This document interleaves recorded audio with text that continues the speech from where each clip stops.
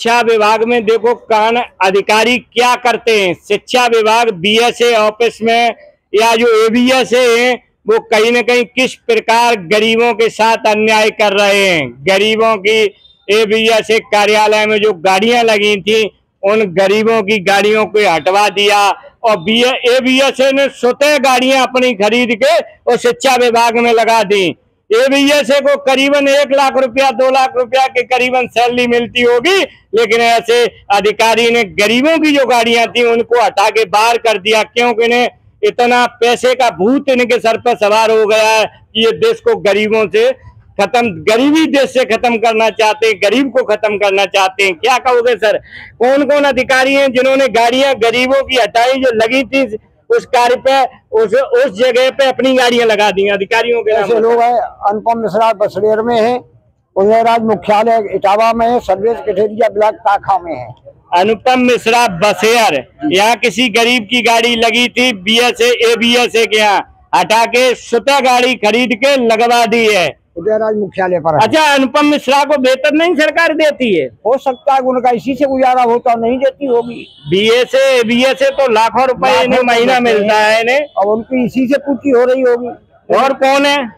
दूसरे हैं उदयराज, जो मुख्यालय इटावा में है। उदयराज मुख्यालय इटावा पे उन्होंने एक गरीब की गाड़ी थी वो हटा दी है, हटवा दी गई। तीसरे हैं सर्वेश कठेरिया ब्लॉक ताखा में। सर्वेश कठेरिया जी ब्लॉक ताका से हैं, जो गरीब की गाड़ी वहाँ भी लगी थी? वहाँ भी लगी थी सर, हटा दी गई। सर्वेश कठेरिया ने स्वतः की लगा ली है? स्वतः की लगाई हुई। 2-2 ब्लॉक के चार्ज हैं इन लोगों के ऊपर। एबीएस एक है, गाड़ियां दोनों ब्लॉक की चली, क्या 2 गाड़ियों में बैठते ही है?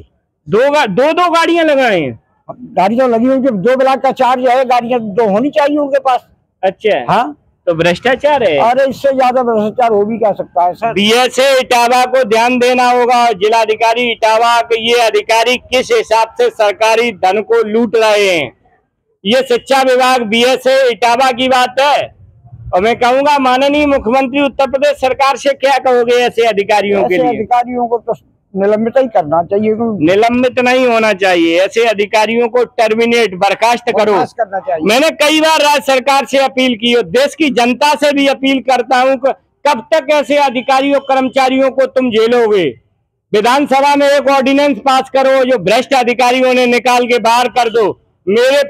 हमारे प्रदेश में बड़े पैमाने पर बेरोजगारी है, और बेरोजगार इनसे कम वेतन में प्रदेश की व्यवस्था संभाल देगा और शायद करप्शन नहीं करेगा। कोई सरकार को बड़े एक्शन लेने होंगे, जागना होगा। Sapa supremo Akhilesh Yadav, member of parliament, क्यों चर्चा नहीं करते हो? क्यों ये भ्रष्टाचार बंद नहीं होता है?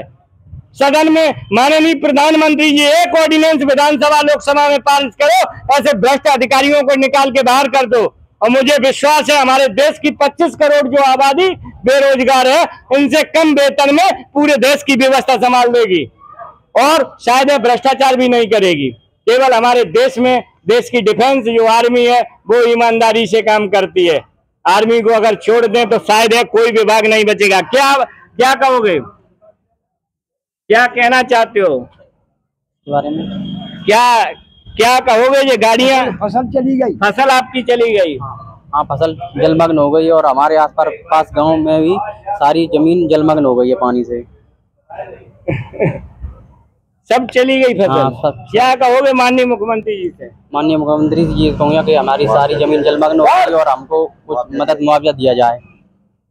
बहुत बहुत धन्यवाद। मैं सरकार से कहूंगा कि किसानों की आर्थिक मदद की जाए, जिससे इनका भी परिवार पल सके। बहुत बहुत धन्यवाद। इसी के साथ मैं कपिल यादव, MBM न्यूज़ 24 इटावा उत्तर प्रदेश।